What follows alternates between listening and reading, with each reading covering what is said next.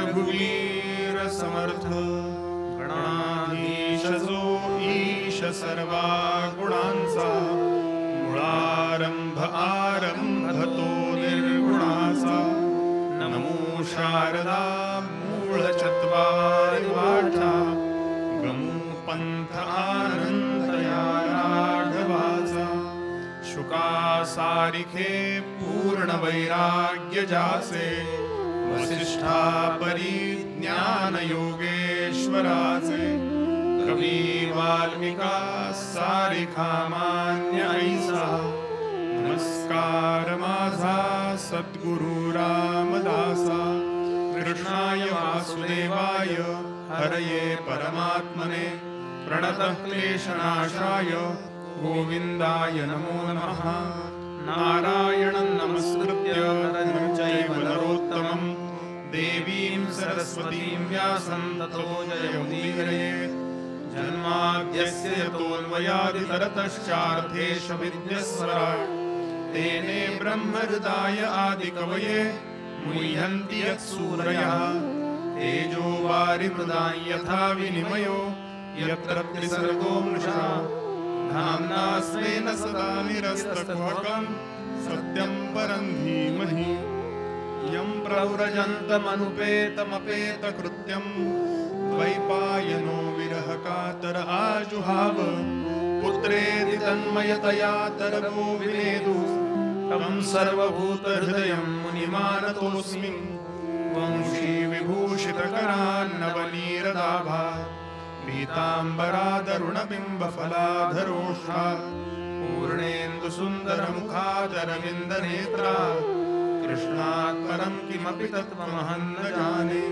सच्चिदानन्दरूपाय विश्वोत्पत्त्यादिहेतवे तापत्रयविनाशाय श्रीकृष्णाय वयं नुमः अनेन प्रीयतां देवो भगवान् जानकीपतिः श्रीरामचन्द्रः पूर्वेषामस्माकं कुलदैवतम् श्रुता भक्ता श्रीराम समर्थ श्रीराम समर्थ श्रीराम समर्थ जय जय रघुवीर समर्थ ओम नमो भगवते वासुदेवाय ओम नमो भगवते वासुदेवाय ओम नमो भगवते वासुदेवाय।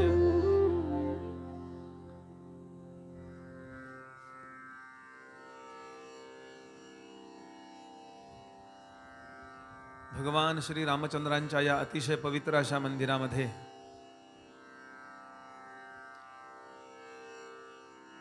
गंगा दशहराच्या निमित्तानं मांडलेली ही श्रीमद भागवत कथा ऐकण्यासाठी नित्य आणि नैमित्तिक रीतीनं उपस्थित राहणारे सर्व भाविक अधिकारी श्रोते सर्वांना मनापासून नमस्कार करतो।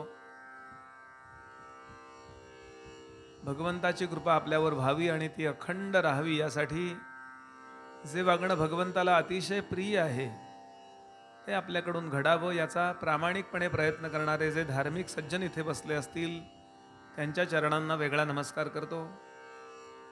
अधिकारी, साधक, तत्वचिंतक, श्रेष्ठाचे कला उपासक, वैदिक, याज्ञिक, समाजातले अनेक क्षेत्रातले मान्यवर इथे बसलेले आहेत। सर्वांच्या मोठेपणाबद्दल आदर व्यक्त करतो आणि निरूपणाला सुरुवात करतो। श्रीमद भागवत हा ग्रंथ भगवान श्री वेदव्यासांनी सगळ्यात शेवटी लिहिला। त्यानंतर काही थोडंफार लेखन केलंय त्यांनी, पण मोठं असं लेखन त्यांनी काही केलं नाही। भागवत लिहीपर्यंत व्यासांना लिहिण्याची तृप्ती झालेली नव्हती, ज्याला आपण जॉब सॅटिस्फॅक्शन म्हणतो। आपल्या कर्तव्याचं जे समाधान व्हायला पाहिजे ते झालेलं नव्हतं। म्हणजे महाभारत लिहिलं, 17 पुराण लिहिली, ब्रह्मसूत्र लिहिली, तरी व्यासांना असं तृप्त वाटलं नव्हतं, ते भागवतांनी वाटलं। म्हणजे व्यासांना सुद्धा तृप्ती देणारा ग्रंथ म्हणजे भागवत आहे। तुमच्या माझ्या जीवनात काय कमी आहे हे भागवत भरून काढतो, म्हणून एका मराठी भागवतकारांनी भागवताची सोपी व्याख्या केली आहे, भागवत ते भागवत। काही कमीच ठेवत नाही. म्हणून भागवताचं अनुष्ठान करावं. भागवताचं अनुष्ठान अतिशय दुर्लभ आहे असं भागवताच्या महात्म्याबद्दल सांगितलेलंच आहे की जन्मांतरे भवेत पुण्यं तदा भागवतम लभेत.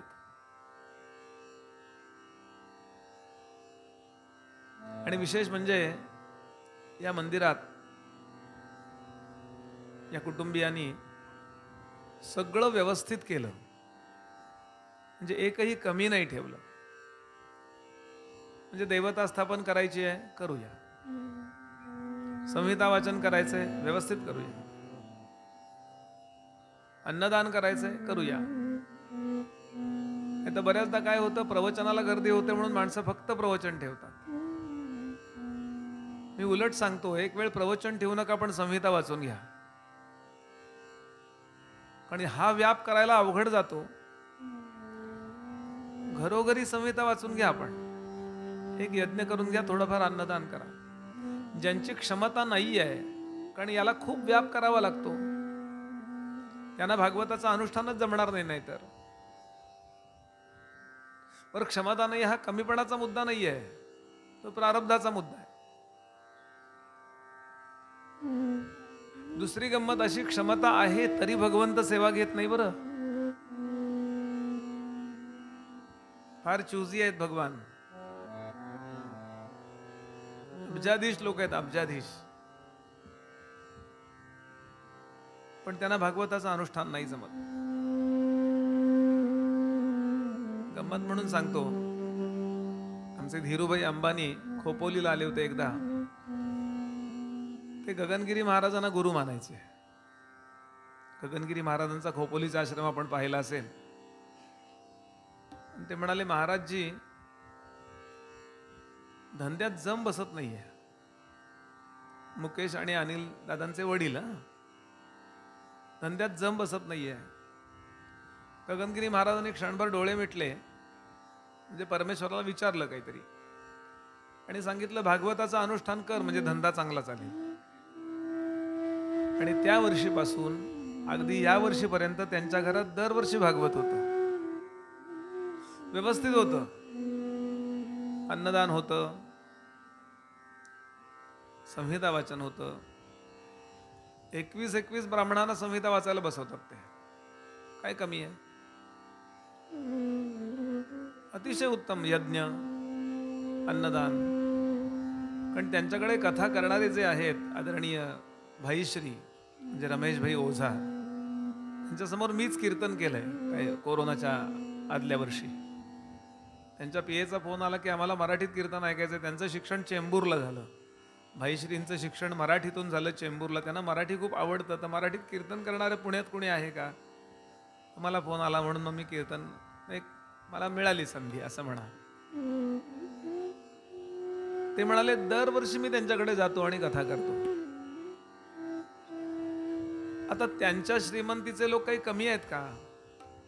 पण भगवंत सगळ्यांकडून सेवा घेत नाही. बरं, असा विचार करावा की आपण भागवताचं आयोजन केलं म्हणण्यापेक्षा कृष्णाने आपल्याकडून सेवा घेतली, हे आपलं भाग्य. आपलं ज्याच्यावर प्रेम नाहीये त्याच्याकडनं आपण काही घेतो का? वेळ आली तर आपण त्याला देऊ, घे मर. पण आपण त्याच्याकडूनच काहीतरी स्वीकारतो, त्याच्याकडेच जेवतो, त्याच्याकडेच काही राहतो, मुक्काम करतो, त्याच्याकडून काही कर्ज घेऊ किंवा काही घेऊ की ज्याच्यावर आपण प्रेम करतो. तसा भगवंत ज्याच्यावर प्रेम करत नाही त्याच्याकडून भागवत कथेची सेवा घेत नाही. हे तुम्हाला बरं वाटण्याकरता बोलत नाहीये मी, हा सिद्धांत सांगतोय मी. निश्चितच आपण सगळेजण भाग्यवान आहात. मी नाव मुद्दाम टाळतोय, मला बरं नाही वाटत असं समोर नाव घ्यायला. पण आपण सगळ्यांनी भाग्यवान समजा. आणि अशा ठिकाणी, अशा पुण्यवान घरात आपण प्रसाद घेतोय रोज. मी रोज 7 दुनी 14 वेळा जेवतोय, असं माझं भाग्य आहे. आम्हा सगळ्यांचंच भाग्य आहे. एवढंच म्हणतो आणि निरूपणाला सुरुवात करतो. प्रसंग आता इथपर्यंत आलाय की रासलीला झाली. यानंतर शंखचूड आणि सुदर्शन या 2 दैत्यांचा उद्धार भगवंताने केला आणि ठरवलं आता गोकुळ सोडायचं. गोकुळात राहायचं नाही, कारण जागतिक राजकारण खेळायचंय. आता अवतार जो झालाय तो भक्तांचं ऋण फेडायचंय, भक्तांची भक्ती प्रेम वगैरे सगळं ठीक आहे, पण करिअर महत्वाचं आहे ना हो. आपण मुलांचे लाड करतो, छान त्यांना नाऊ माखू घालतो, खाऊ घालतो, त्यांचे सगळे हट्ट पुरवतो, खेळणी आणतो, सगळं बरोबर आहे, पण ते कशा करता? यानं पुढं काहीतरी विशेष करावं म्हणून ना. आता अगदी तो 70 वर्षाचा झाला तरी खेळणी खेळत बसला आणि आई आई बोबडं बोलत बसला तर आपल्याला चालेल का? Career first. माझ्या जीवनाचं ध्येय काय आहे?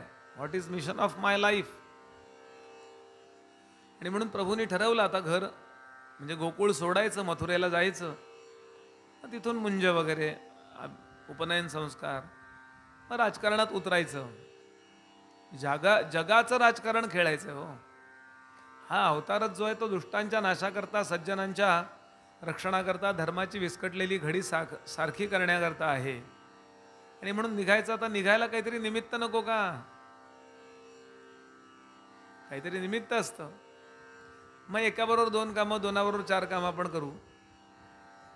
आणि म्हणून प्रभूंनी निमित्त केलं. नारदांना सांगितलं, नारदा तुम्ही काहीतरी युक्ती करा. आणि नारदांनी कंसाला जाऊन सांगितलं, कंसा तुझा शत्रू सापडला रे बाबा.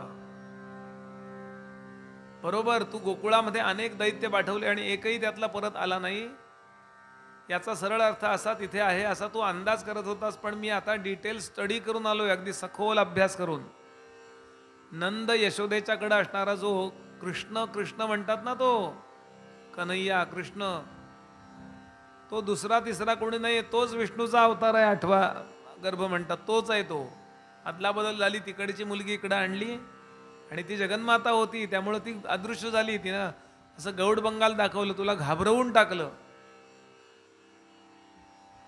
आणि तो जो रोहिणी पुत्र आहे तो त्याचा थोरला भाऊ आहे आणि हे दोघं मिळून लीला करतायत तिथे.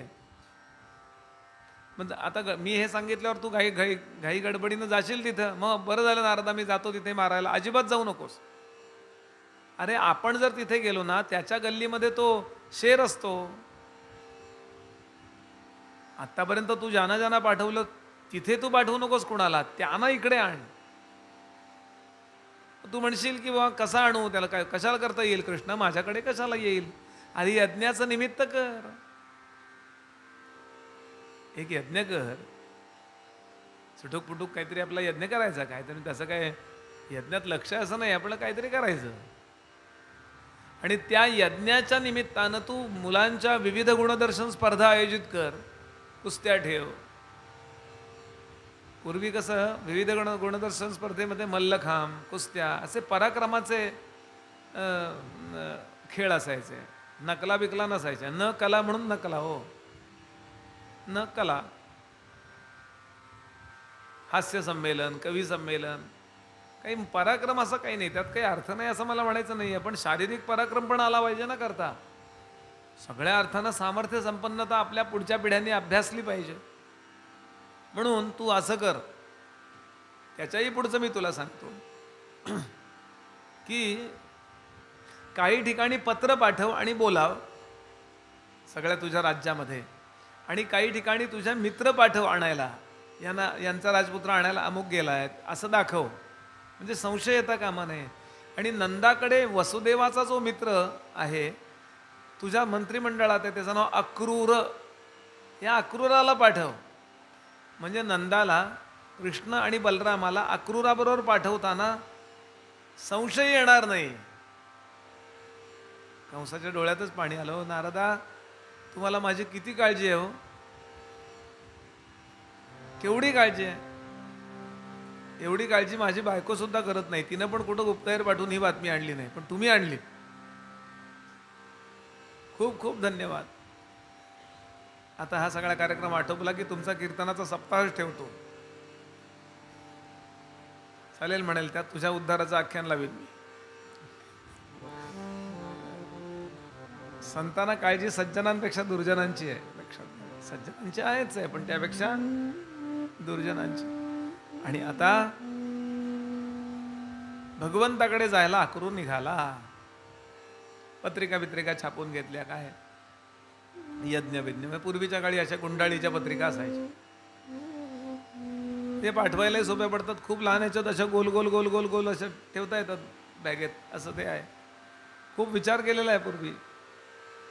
बरं, त्या यूज करायला पण चांगल्या, नंतर यूज अँड थ्रो असं. म्हणून अशा ते पत्र दिलं त्या अक्रूराला आणि अक्रूर जायला निघाला. आता अक्रूर हा अतिशय सज्जन आहे, खूपच सज्जन होता अक्रूर. नंतर कृष्णांच्या बरोबर आयुष्यभर सावलीसारखे राहिलेत. त्यात सात्यकी, अक्रूर, बरं का, ही मंडळी आहेत. यादवांच्या मध्ये उद्धव हे सतत कृष्णांच्या बरोबर राहिलेत. अनेकदा राजकारणात काही काम असलं तर सात्यकी तरी बरोबर असायचा कृष्णांच्या, नाही तर अक्रूर तरी बरोबर असायचा. काही विशेष असेल तर उद्धवही बरोबर असायचं. हे तिघजण कायम कृष्णांच्या बरोबर सावलीसारखे राहिले असं. आणि अक्रूर जायला निघाला. अक्रूर का निघाला याचं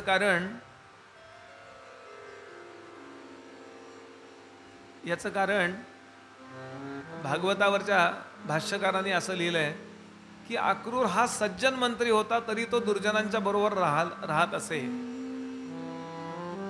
सज्जनानं नेहमी दुर्जनांच्या मध्ये मिसळून जावं असं खरं राजकारण सांगतं.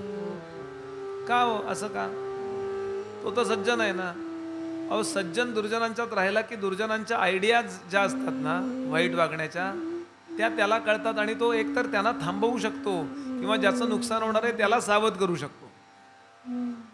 या दोनपैकी काहीतरी करता येतं त्याला.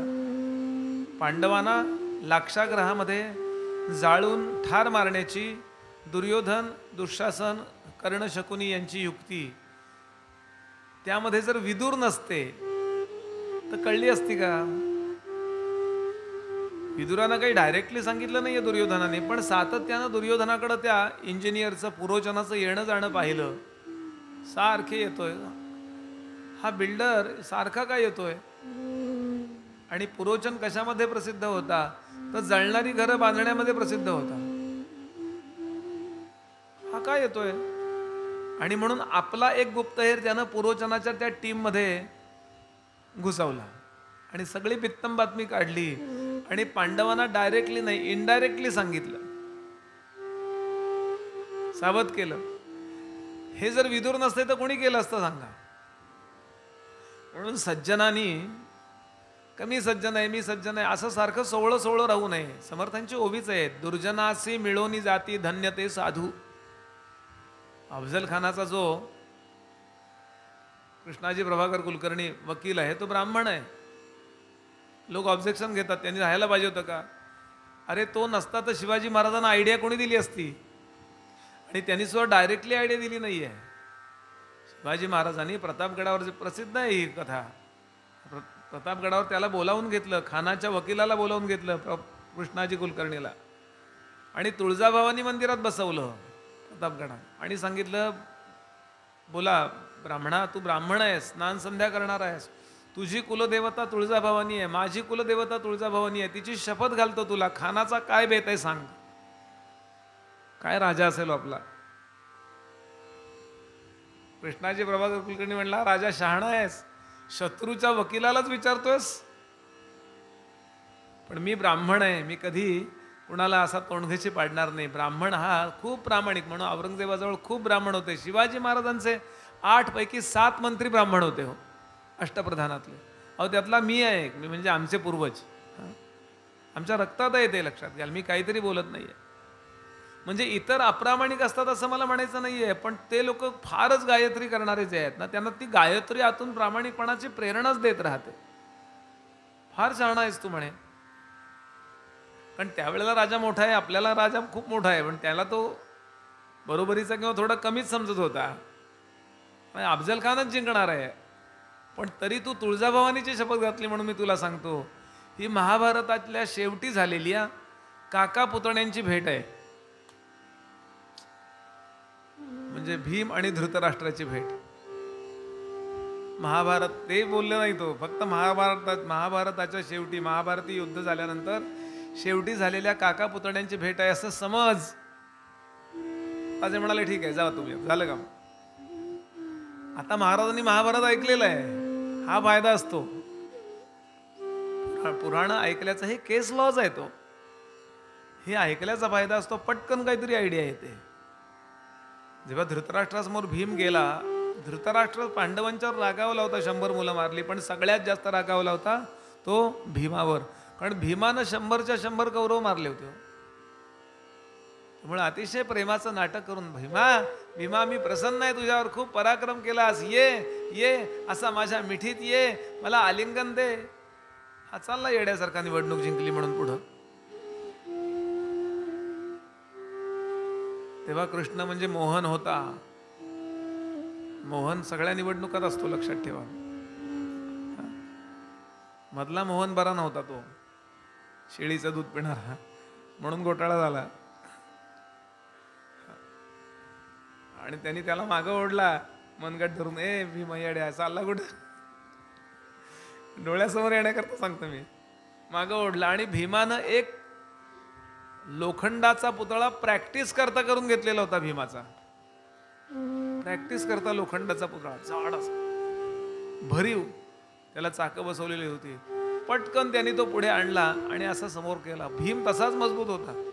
धृतराष्ट्राला वाटलं की अरे आला भीम, आणि म्हणून त्यानं भीम म्हणून त्या पुतळ्याला, लोखंडाच्या पुतळ्याला मिठी मारून असा मारला, चुरा केला त्यांनी. काय असेल तो धृतराष्ट्र. आणि पुन्हा रडायला लागला, अरे भीमा काय झालं, हे मला असं वाईट वागायचं नव्हतं वगैरे वगैरे. नंतर रडतात ना. कृष्ण म्हणाले, काका तुमचं खरंच पुतण्यावर प्रेम होतं. हो रे कृष्णा, मग काही काळजी करू नका, तुमचा पुतण्या उत्तम आहे. हे शिवाजी महाराजांनी ऐकलेलं होतं. लक्षात सांगायचा भाव काय की कोणीतरी असं पण राहिलं पाहिजे. म्हणून मला खूप वेळा वाटतंय विधानसभेने ऐकलं पाहिजे. होय, ही कथानक विधानसभा लोकसभा यांच्यात मध्ये झाल्या पाहिजे. त्या लोकांनी या आयडिया घेतल्या पाहिजे, किंवा त्या लोकांनी कथेला आलं पाहिजे. असा विचार करा. हे त्यांना कळत नाही असं नाही, ते हायलाईट होत नाही हा मुद्दा आहे. मला कळते ते त्यांना कळणार नाही असं शक्य आहे का. ते राजकारणातल्या फ्लो मध्ये आहेत.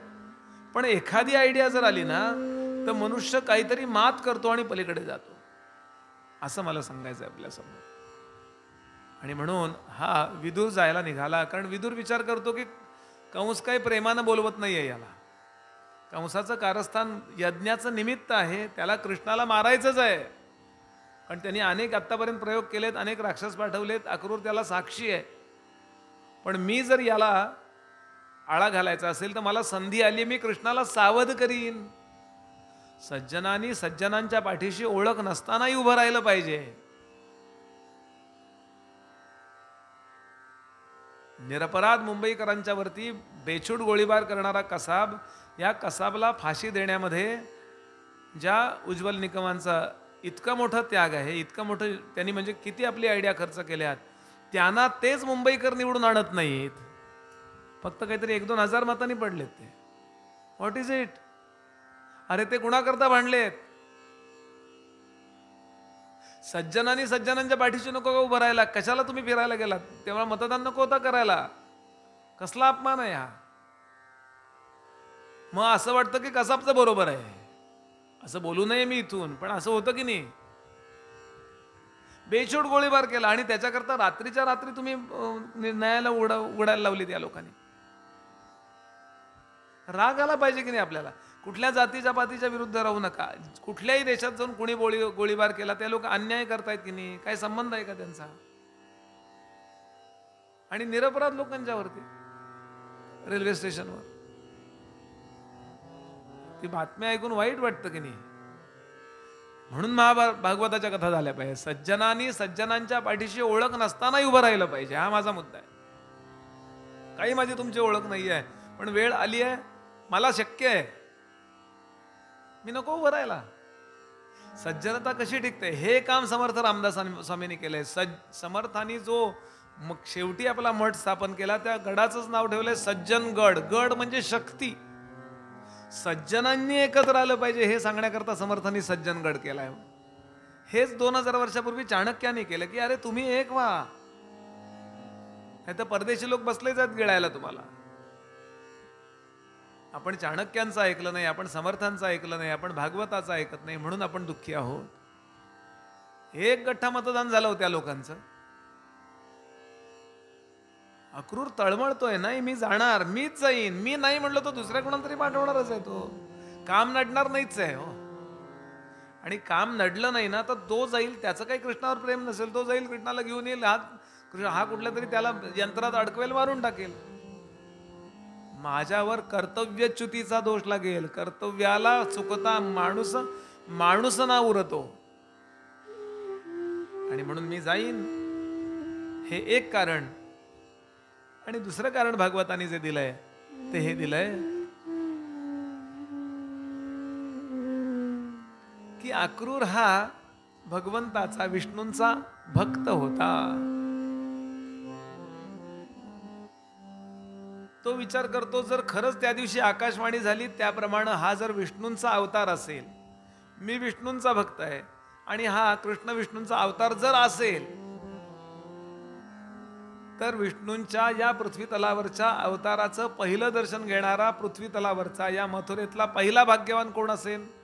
मथुरेतला पहिला भाग्यवान मी असेल. कारण आणि त्याला हा संशय बळावायचं कारण होतं. अनेकदा गोपी तिथे यायचे आणि कृष्णाचं महात्म्य गायचे. नाथांची गवळण आहे. अहो, दूध दही विकायला आलेल्या, लोणी विकायला आलेल्या त्या गवळणी तिथे आल्यावर दूध घ्या दही घ्या म्हणायच्या ऐवजी म्हणायच्या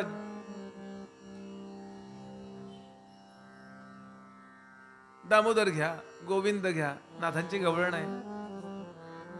दुडीवरी दुडी गवळण साथी निघाल्या. दुडीवरी दुडी गवळण साथी निघाल्या, साथी निघाल्या. दुडीवरी दुडी गवळण साथी निघाल्या, साथी निघाल्या. गोरस घ्या ऐसे म्हणू विसरल्या, गोरस घ्या ऐसे म्हणू विसरल्या. गोरस घ्या ऐसे म्हणू विसरल्या.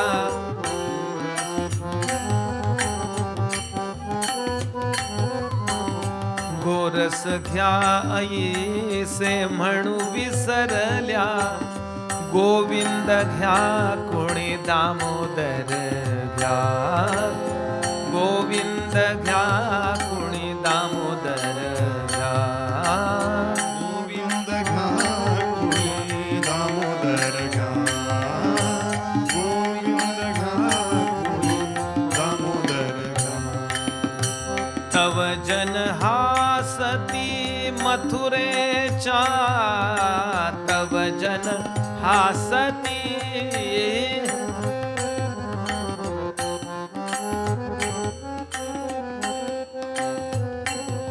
आपल्या दारामध्ये नेहमी केळी विकायला येणारा मनुष्य गाड्यावर आंब्याच्या सीझन मध्ये आंबे घेऊन आला, चुकून नेहमीच्या सवयीनं केळी घ्या केळी म्हटल्यावर आपण हसू की नाही त्याला, अरे विकायला आणलंय काय आणि तू म्हणतोयस काय. तसं त्या गोपींना त्या शिकलेल्या मथुरेतल्या स्त्रिया हसायला लागल्या.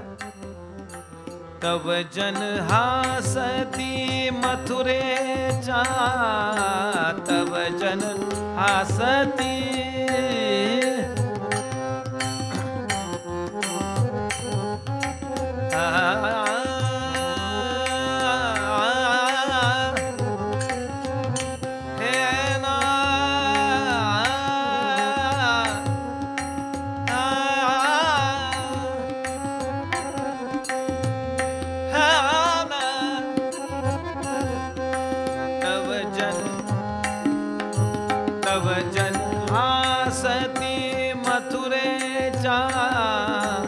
गोविंद घ्या कोणी दामोदर घ्या, गोविंद घ्या कोणी दामोदर घ्या. गोविंद घ्या कोणी दामोदर घ्या, गोविंद घ्या कोणी दामोदर माझारी कान्हा झाला भारी तुडिया माझारी. हे प्रसंग अक्रूरानं पाहिले होते. गोकुळातले लोक येतात, सारखा कान्हा कान्हा कान्हा म्हणतात, आमचा कन्हैया म्हणतात. दही घ्या दूध घ्यायच्या ऐवजी चुकून कान्होबा घ्या म्हणतात. आमचे बुवा सांगायचे डोक्यावर दूध दही होतं, डोक्यात दूध दही नव्हतं.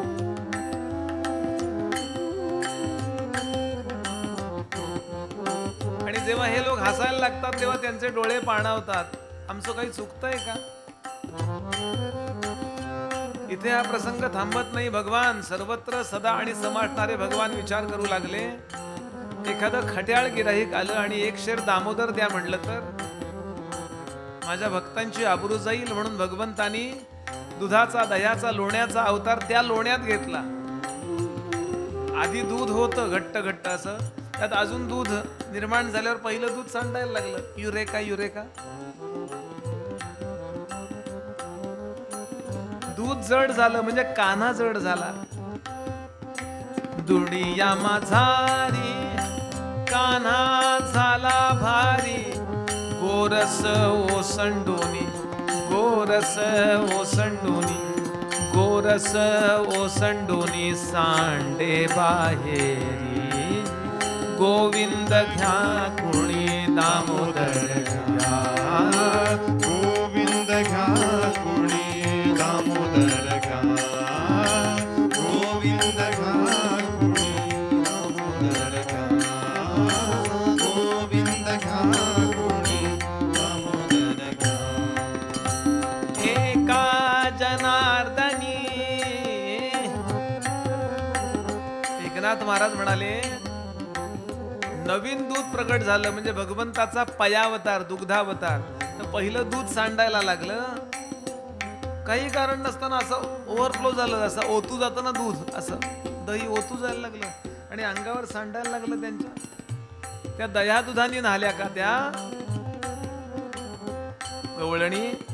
नाथ महाराज नाही, भगवंताच्या कृपेने न्हाल्या. एका जनार्दनी एका जनार्दनी एका जनार्दनी हरिरूप गवळणी. एका जनार्दनी हरिमय गवळणी. एका जनार्दनी देव कृपे नाल्या नाल्या हो. ईश कृपे हरि कृपे नाल्या नाल्या.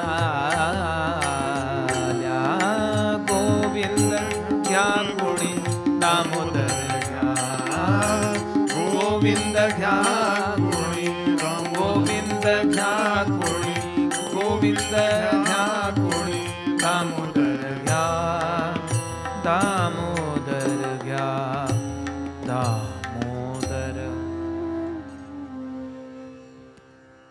आणि संध्याकाळ झाल्यावर गडबड करायच्या या गवळणी घरी जायची. अहो सोन्यासारखं चांगलं लोणी मातीच्या भावात मातीमोल भावात विकून टाकायच्या, निघायच्या परत. त्या शहरातल्या मथुरेतल्या स्त्रिया विचारायची इतकी काय गडबड आहे घरी जायची? गोकुळ टीजभर खेड, त्यात काय विशेष आहे? राहा जरा इथे शहरात. तेव्हा या गवळणी सांगायच्या नाही आता आमचा कान्होबा गाई घेऊन परत जात असतो ना, तेव्हा आम्हाला तो वाटेतच भेटतो, त्याला घरी भेटायला जावं लागत. थोडा वेळ आम्हाला त्याच्याबरोबर चालता येतं. आणि असं म्हणताना त्या गवळणींचे डोळे पाणवायचे. या शिकलेल्या स्त्रियांना कळायचं नाही ना होतंय काय. कोण कान्हा? कृष्ण. कोण कृष्ण? नंदनंदन यशोदानंदन. मग आमच्याकडे पण भरपूर मुलं आहेत अशी गोड गोड चांगली दिसणारी. असा मुलगा जगात नाही. त्यांना इंटरप्रिट करता यायचं नाही. भक्तीचा आनंद काय आहे हे भक्तांना शब्दबद्ध करता येत नाही हो. नामामृत गोडी वैष्णव जाणती येर चरफडती काग जैसे, नामदेव महाराज म्हणाले. नाही सांगता येत त्यात काय आहे. यांना काही सांगता यायचं नाही, डोळे फक्त बांधवायचे त्या गवळणींचे.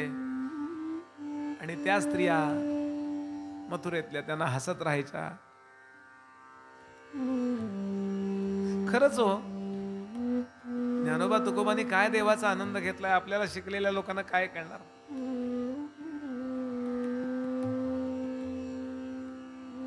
नरसिंह मेहत्याचा केदार नावाचा राग कृष्णाला खूप आवडत असे आणि त्यांनी तो गाऊ नये म्हणून त्याच्या विरुद्ध लोकांनी,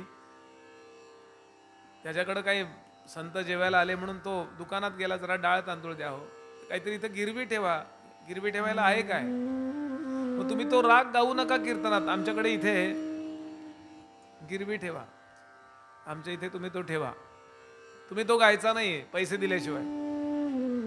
आणि कृष्णाला तोच राग गायचा होता. कृष्ण स्वतः गेले हो, जुनागडची कथा आहे, बाजारात त्या एक साध्या गिराईकाचं रूप घेऊन पैसे दिले आणि सांगितलं लिहून द्या की आता राग गायला हरकत नाही त्यांनी. आणि ती चिठ्ठी नेऊन त्या भगवंतांनी दिली हो त्या दुकानदाराची. हे कळायला अवघड आहे हो. जनाबाईंच्या कडे भगवंत कसा येतो आणि दळण दळतो हे कळायला खूप अवघड आहे. कारण आपण इतके मटेरियलिस्टिक झालोय माहिती. वेणाबाईंना बरं नव्हतं तर भगवान रामराय चाफळला प्रगट झाले. वेणाबाईंचा अभंग आहे, अक्का गावा गेली मज व्यथा आली, सेवा ती राहिली रामराया. रामराय प्रगट झाले, आपल्या मंदिराची तर सेवा केली, वेणाबाईंची पण सेवा केली. हे कळायला खूप अवघड आहे. आणि एवढ्या सगळ्या प्रेमातनं आपण देवाचं काही करायचं असतं, यातनं आपण खूप कोसो दूर गेलोय हो. इतके भौतिकवादी झालोय आपण. द्वेष मत्सराने अंतःकरण पेटली आहेत आमची. म्हणून तर कथा ऐकायच्या, म्हणजे आपण कुठं होतो एवढं तरी कळतं.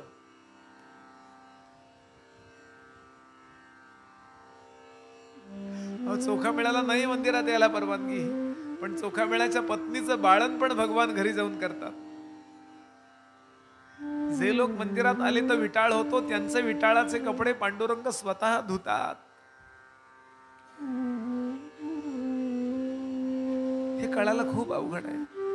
कारण आज समाज प्रेम याला बावळट समजतो ना. हे सगळं बावळटपणा वाटतो ना आपल्याला. मटेरियलिस्टिक झालो आज आपण. भौतिक विज्ञानाला, भौतिक सगळ्या गोष्टीला आपण अवास्तव महत्व दिलं, ते चुकीचं नाही आहे, पण त्यापेक्षा महत्वाचं आहे प्रेम. कबीर म्हणाले, मोठ्याच्या मोठ्या पोथ्या तुम्हाला यायला लागल्या म्हणजे तुम्ही पंडित नाही. 2.5 अक्षर प्रेम के सीखे सो पंडित होय. 2.5 अक्षर प्रेमाची ज्याला कळली ना, त्याला निर्व्याज कुणावरही प्रेम करता येत. आपला तर देव आहेच आहे, पण किडामुंगीवरही प्रेम करता येतं. त्याच्या चित्तामध्ये पांडित्य राहतं. पंडा म्हणजे बुद्धी, आणि बुद्धीमध्ये यथार्थ ज्ञान झालं की त्याला म्हणतात पंडित. यथार्थ ज्ञानी आहे तो पंडित आहे. आपण लावतो पंडित, पण प वर अनुस्वार चुकून पडलेला असतो. क्षमा करा मला. वर्ड्सवर्थ वाचा. वर्ड्सवर्थ नावाचा कवी होता ना, तो वाचा म्हणजे कळेल आपल्याला की काय म्हणायचं. हे असे सगळे लोक परत जायचे डोळे पाणावलेले, आमचा कृष्ण आमचा कृष्ण म्हणत. आणि हे अक्रूरानं प्रसंग लांबून, फार हुशार होता अक्रूर. हुशार माणसं बोलतात कमी आणि जे सारभूत आहेत ते घेतात ओढून आपल्या स्वतःकडे, आपल्या कल्याणाकरता. आणि म्हणून अक्रूरानं ठरवलं विष्णूच असणार आहे तो. असं प्रेम कुणाबद्दल तरी कुणाला वाटत नसतं हो. इतक्या लोकांच्या हृदयावरती सत्ता ज्याची चालते, यांनी सुद्धा त्याला पाहिला नाही म्हणून, नाहीतर ते सुद्धा तसेच प्रेमात पडतील, शिकलेले असो नाही तर नाही शिकलेले असो. असं अक्रूराला वाटायचं. भक्ताचे 4 प्रकार आहेत ना. चतुर्विधा भजन्ते माम जना सकृतीनोर्जुन, आर्तो जिज्ञासु अर्थार्थी, ज्ञानी च भरतर्षभ. आर्त, जिज्ञासू, अर्थार्थी आणि ज्ञानी असे 4 भक्तांचे प्रकार सांगितले. भगवंत आणि मी 2 नाही आहे हे अनुभवाने जाणतो तो ज्ञानी भक्त. देवा कर रे कृपा, कर रे कृपा असा तळमळीनं आळवतो. आणि फक्त कृपेकरता कृपा पाहिजे. तुकोबा, मीराबाई, आर्त भक्त. इथे हा जो आहे अक्रूर, हा जिज्ञासू भक्त आहे, जाणून घेण्याची इच्छा असणारा. आणि म्हणून जायला निघाला. हा गोड प्रसंग आहे हा. जायला निघाल्यानंतर गोकुळाचे जेव्हा वारे त्याच्या अंगाला लागायला लागले तेव्हा त्याचे डोळे पाणावले, असं वर्णन केलं. तो खाली उतरला. असं आहे की भावनांचे सुद्धा परमाणू आकाशामध्ये तरंगत असतात. आपलं चित्त तरल झालं तर तिथल्या भावना आपल्याला ओळखता येतात. आजही गोंदवल्यात पाऊल ठेवल्यावर काय वाटतं सांगा. आजही आपण आळंदीला गेलो, कुठेतरी गाडी पार्क केली आणि ज्ञानोबांच्या मंदिराच्या दिशेनं निघालो, इकडे इकडे बघत चाललेलो असतो. पण असं वाटतं सगळ्या गावांनी छळलं ते माऊली इथे कसे फिरले असते, मला शुद्ध करून घ्या, कसे फिरले असतील. शेवटी ज्या वेळेला संजीवन समाधीला बसायला निघाले तेव्हा गावाला किंमत कळली. आणि चरणावर असे लोटांगण घेत होते लोक. देवा तुमच्या पायावरती, ज्ञानदेवा तुमच्या पायावर फूल म्हणून तर पडायची आमची क्षमता नाही, निर्माल्य म्हणून क्षणभर राहू दे. इथेच निवृत्तीनाथ रडले हो. माय बापे आम्हा त्यागी आले जेव्हा, ऐसे संकट तेव्हा पडले नाही. नामा म्हणे तेव्हा पेटला हुताशन, करा समाधान निवृत्तीचे. कसा प्रसंग असेल, कसं गाव प्रदक्षिणा घालून वाटतं की नाही सांग. आपण ती दुकानं बिकानं, पुढं सरक मागं सरक, पार्किंगला जा, हे सगळं विसरतो. आजही गडावर पाऊल ठेवा. शिवाजी महाराज अनेकदा दर्शनाला येत असतील समर्थांच्या. समर्थ कसे 70चे असताना गडावर फिरत असतील.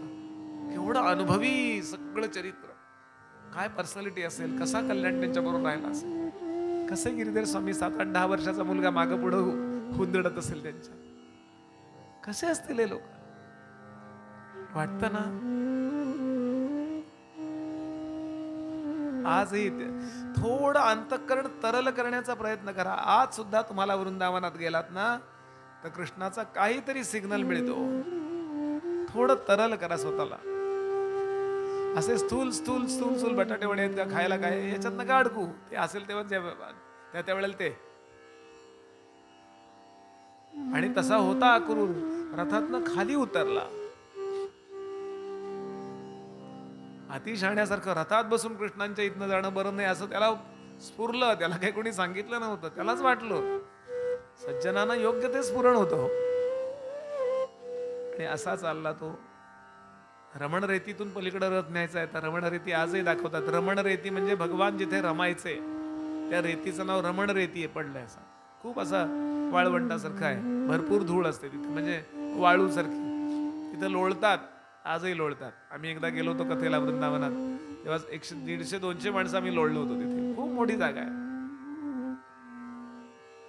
आणि इथे कृष्ण खेळले तो. त्याला असं वाटलं इथे कृष्ण खेळतात म्हणून त्यानं तो खाली बसला. रथ तसाच उभा ठेवला, खाली बसला. इकडे तिकडे बघितलं, अशी धूळ हातात घेतली आणि ती अशी थोडी हाताला अंगाला लावून घेतली. तरी त्याला समाधान नाही झालं. पुन्हा इकडे तिकडे बघितलं, अशी माती हातात घेतली, अंगाला लावून घेतली. तरी त्याला पुरे नाही वाटलं. इकडे तिकडे बघितलं आणि आडवा झोपला आणि गडाबडा लोळला. इकडे तिकडे का बघितलं? शिकलेला होता म्हणून. शिकलेला माणूस मंदिराच्या बाहेर येतो, अर्धे बूट काढतो, इकडे तिकडे बघतो ना, असं असं करतो आणि पुढे जातो. शिकलोय मी, देवाला नमस्कार करतो, हे जरा थोडं त्याला असं वाटतं लोक काय म्हणतील. आहे की नाही समाजाची अशी स्थिती सांगा. धड श्रद्धा नाही आणि धड अश्रद्धा नाही. गेले लोक उडत या विद्या मुद्द्या करता हो, काय हरकत आहे. अनापासून नमस्कार करावं. गेले उडत लोक म्हणजे या मुद्द्या करता, नुसतेच गेले उडत नाही. लोकांचा अनादर नाही. कुठल्या कारणाकरता पण लोकांना घाबरतो. वाईट वागायकरता लोकांना घाबरलं पाहिजे. अरे मी विडी ओढतोय, बरोबर नाही आहे, लोक बघतील, त्याची लाज वाटली पाहिजे असं. आणि जाऊन पोहोचला. त्याच्या मनात आलं. त्यांनी वर्णन केलंय की किम मया चरितम भद्रम, काय माझं पूर्वीचं पूर्व पुण्य असेल की विष्णूंच्या 8व्या अवताराचं मला दर्शन होणार. काय तप्यंत पहा, मी काय तप केलं असेल, असं बरंच काही काही मनात आलं त्याच्या. आणि अशा स्थितीमध्ये जाऊन पोहोचला. त्यांनी मनातल्या मनात विचार केला, मला भगवंत काका म्हणून हाक मारतील का? भगवान लगेच पुतणे बनले. गोदोहन करत होते, संध्याकाळची वेळ आहे, गाईची धार काढतायत बलराम कृष्ण. हे असे राबणारे लोक असतात बरं. नुसते एसीत बसून पंख्याखाली आपली सही मस्टरवर करणारे असे नसतात. सतत समर्थांची ओवी आहे, अखंड कामाची लगबग. अखंड कामात स्टँडर्ड लोक नेहमी सतत स्वतः राबतात, छोट्या छोट्या गोष्टीत काम करतात. हे तुमच्या इकडच्या लोकांना सांगायची काही गरजच नाहीये, आपण सगळे तसे आहात. किती मोठे झाला तरी तुम्ही स्वतः राबता. काही ठिकाणी सांगावं लागतं, काम करणाऱ्याला कमी समजतात. कृष्ण स्वतः 11 वर्ष आणि वरती 51 दिवसाचे होते. दुसऱ्या दिवशी निघालेत ना. त्यांनी हाताखालच्या लोकांना सांगितलं, अरे पुढच्या धारा तुम्ही काढा, मी आलोच. आणि म्हणून दोघेही उठले. नीलांबरधारी राम आणि पितांबरधारी कृष्ण धावत धावत आले आणि रथ योग्य ठिकाणी पार्क करतायत, ते थांबवतायत. एकदम दोघांनी हाक मारली, अक्रूर काका. होय ना, अक्रूर काका ना तुम्ही? त्याच्या अंगावर शहारा आला. हो, माझ्या मनातलं याला कसं कळलं?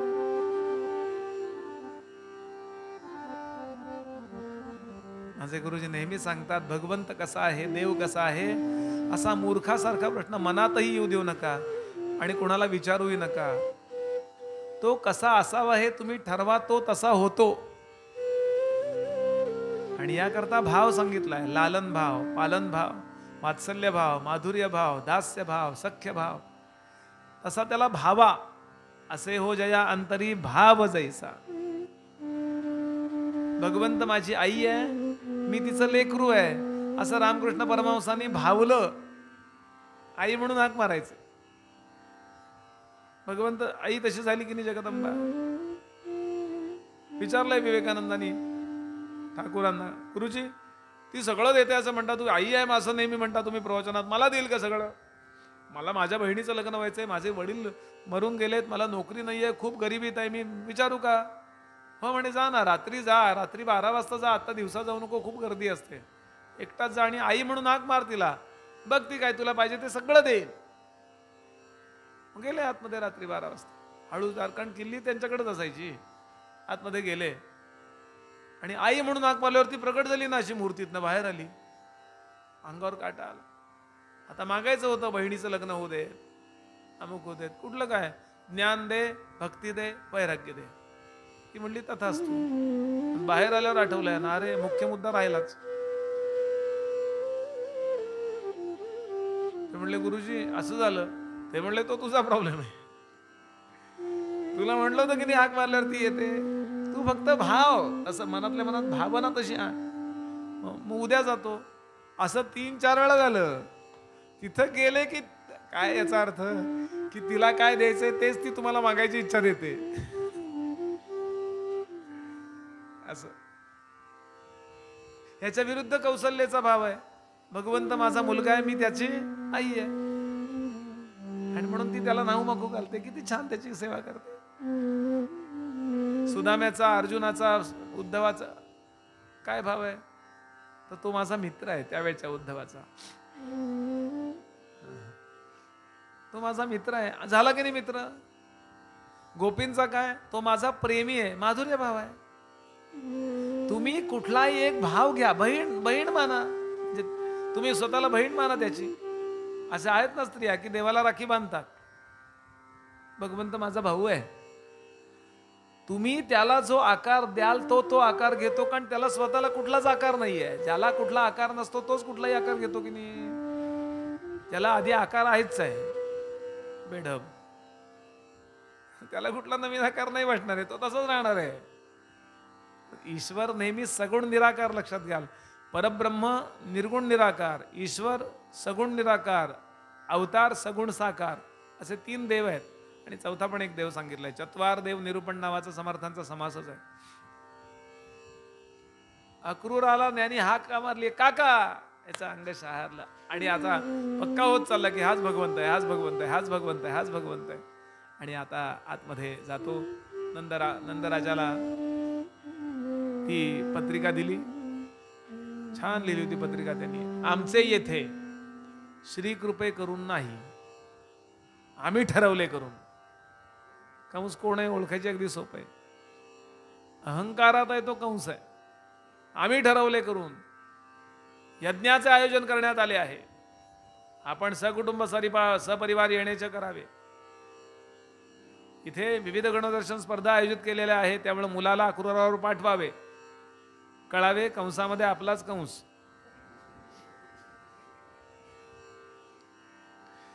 हे फक्त मराठी लोकांनाच भाग्य आहे बरं का हे या भाषेचं. जो ब्रॅकेटमध्ये आहे तो कंस आहे आणि जो सगळ्यांच्यात मिसळतो तो कृष्ण आहे बरं का.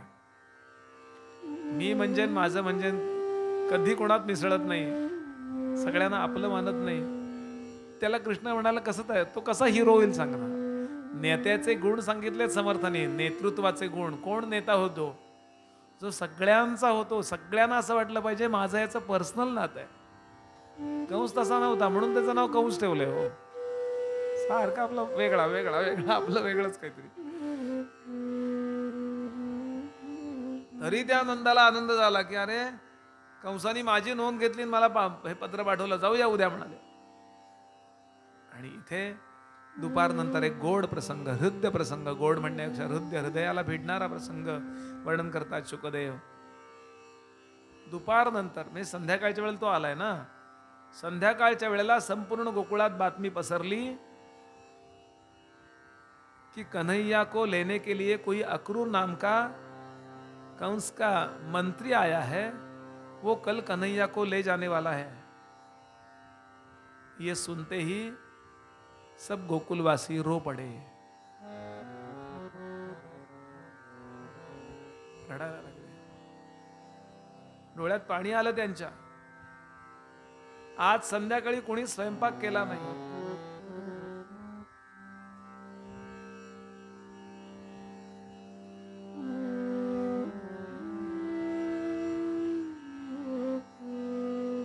आणि एक एक गोपींचं वर्णन करतात. एक एक गोपींकरता एक एक श्लोक अर्पण केला आहे शुकदेवांनी. एक गोपी म्हणाली खरंच जाणार आहे तो, मी नाही जाऊ देणार त्याला.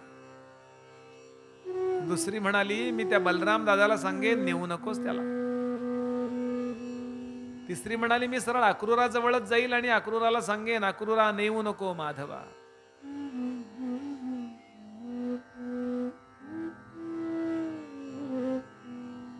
चौथी म्हणाली कृष्णाला प्रेम करता येतं पण निभावता येत नाही. आज संध्याकाळी कुणी घरी गेलेलं नाहीये. आज गोदोहन झालं नाहीये, गाईची धार काढली नाही कुणी. आज कुणी स्वयंपाक केला नाही. आज कुणी जेवायला मागितलं नाही, कुणी जेवलं नाही. अख्खं गोकुळ समजा 5-10 हजार लोक होते, कुणी जेवले नाहीत. ही कल्पनाच वाटते आपल्याला. किती लांब आलोय आपण बघा प्रेमापासून. किती मैल लांब आलोय. कन्हैया कल जाने वाले हैं. एक बोली मैंने एक बार राम कथा सुनी थी तो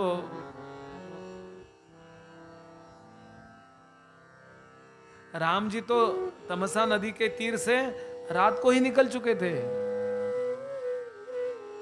अयोध्या वासियों को चकमा देके रात को ही निकले वो. अरे राम जी तो बहुत सरल थे. वो इतने सरल थे फिर भी वो ऐसे करे तो कन्हैया का क्या भरोसा.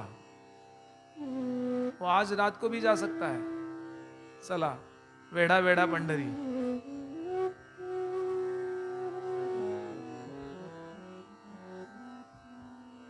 हे प्रेम कळून घ्यायला थोडंसं आपल्याला आपल्या विचारातनं दूर जावं लागेल. कसे होते ते त्यावेळेला त्यांचाच विचार करावा लागेल. आपल्या अनुभवाचा विचार सोडून द्यायचा. अहो कबीर इतके मोठे भक्त होते की कबीर भजन म्हणायला लागले की गंगेचं पाणी स्थिर व्हायचं. जिथपर्यंत त्यांचा आवाज जातो तिथपर्यंत पाणी स्थिर व्हायचं. आवाज जातच नाहीये ते पाणी पलीकडून वाहून जायचं. ते तानसेनजी म्हणाले, अरे वाह कबीर, वाह कबीर, वाह कबीर, वाह कबीर. तेव्हा कबीरांचा दोहा आहे, अरे कबीर कबीर क्या कहते हो, जाओ जमुना के तीर, एक एक गोपी के प्रेम में बह गए लाख कबीर. प्रेम कसं करावं हे गोपींकडून शिकावं.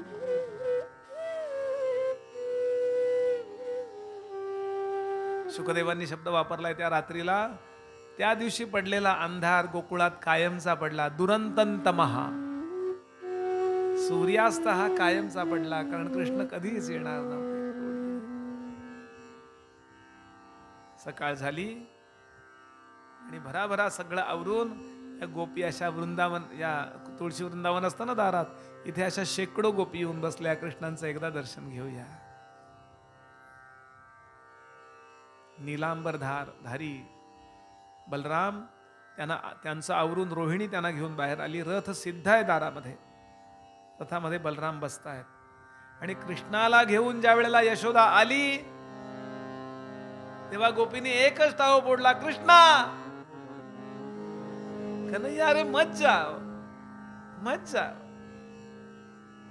करात उरली केवळ मुरली, उरात हे काहूर हरवले मधुमुरलीचे सूर, हरवले मधुमुरलीचे सूर.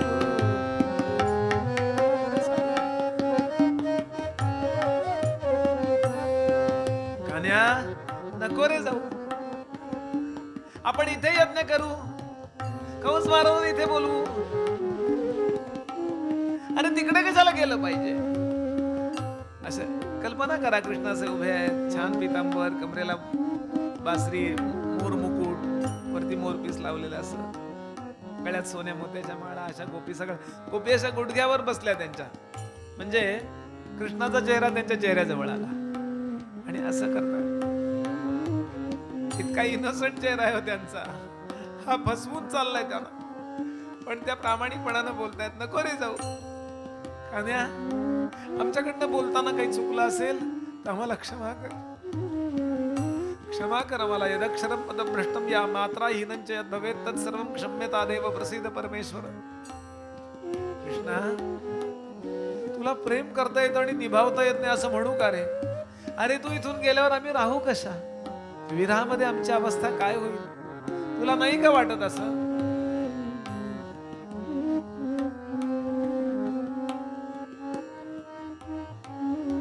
सगळ्या गोपींनी प्रश्नांची इतकी सरबत्ती केली की कृष्णाला त्याचं कशाचं काय उत्तर देऊ.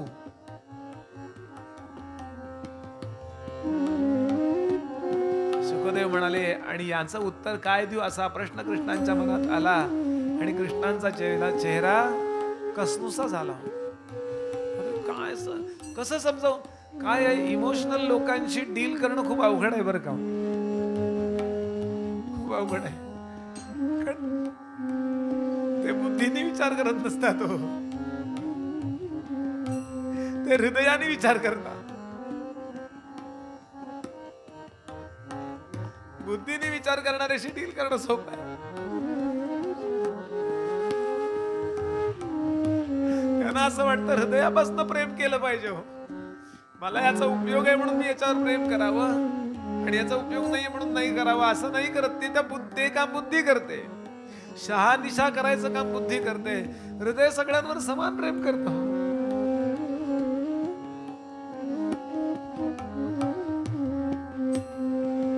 कृष्णा. आणि शुकदेव म्हणाले, जसा कृष्णांचा चेहरा कसनुसा झाला, बदलायला लागला, त्या क्षणाला गोपींच्या लक्षात आलं कि अरे ये तो जाना चाहता है, हम इसे रोक रहे हैं, इसे जाना है. आणि आमचं प्रेम याला आडवं येतंय, हे काही खरं प्रेम नव्हे. आणि एकदम गोपींचा सूर बदलला. गोपी म्हणाल्या, कन्हैया तुम जाना चाहते हो, और हम तुम्हें रोक रहे हैं. नाही, जाओ तुम जाओ. एकदम मागे सरकल्या.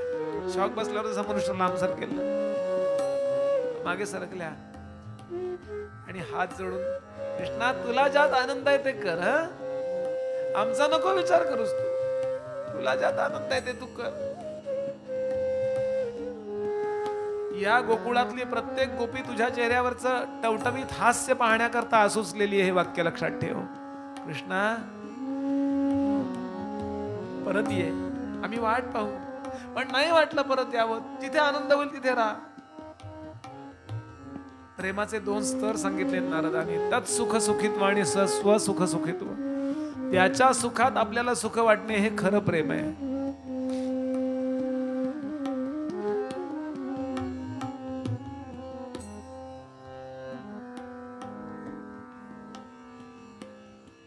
प्रेम प्रेम हा शब्द वापरून वापरून गुळगुळीत करून टाकलाय हो आपण.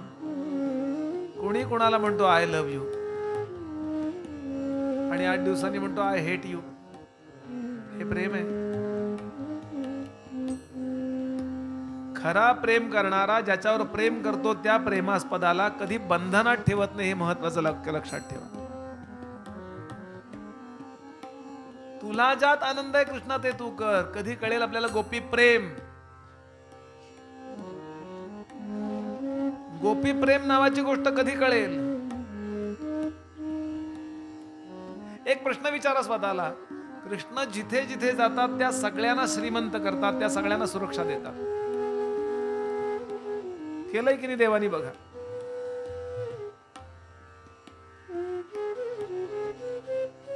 सुदाम देवाला सुदामपुरी दिली, सोन्याची नगरी. 16,100 स्त्रियांशी विवाह करून त्यांना सुरक्षा दिली.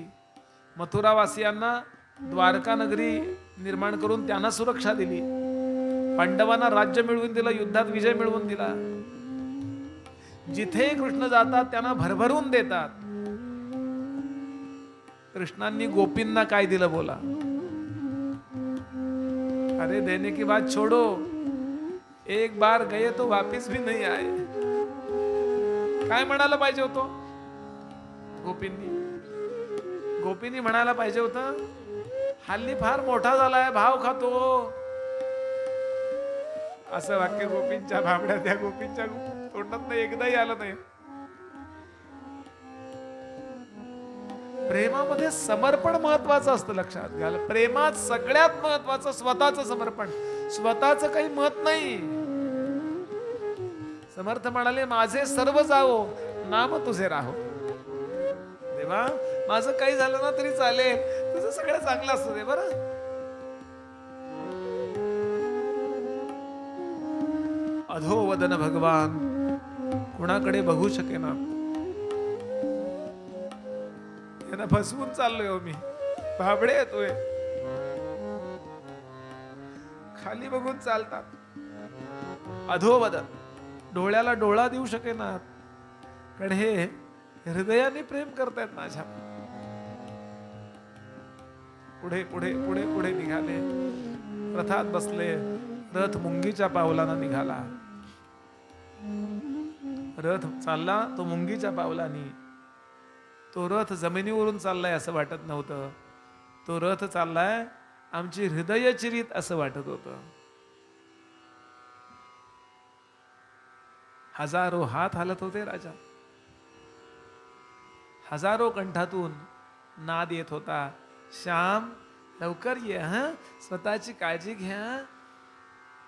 हजारो नेत्रातून अश्रूंच्या धारा वाहत होत्या राजा.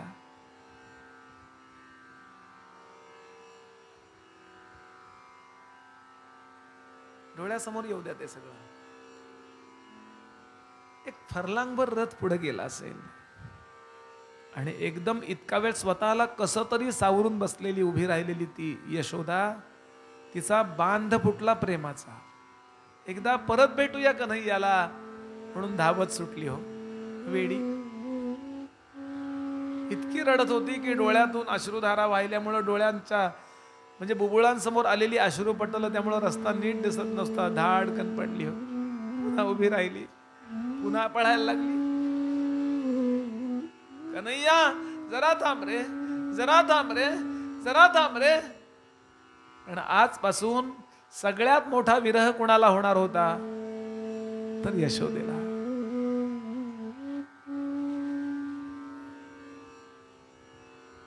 अगदी तान्हा असल्यापासून त्याला नाहूमाखू कुणी घातलं होतं.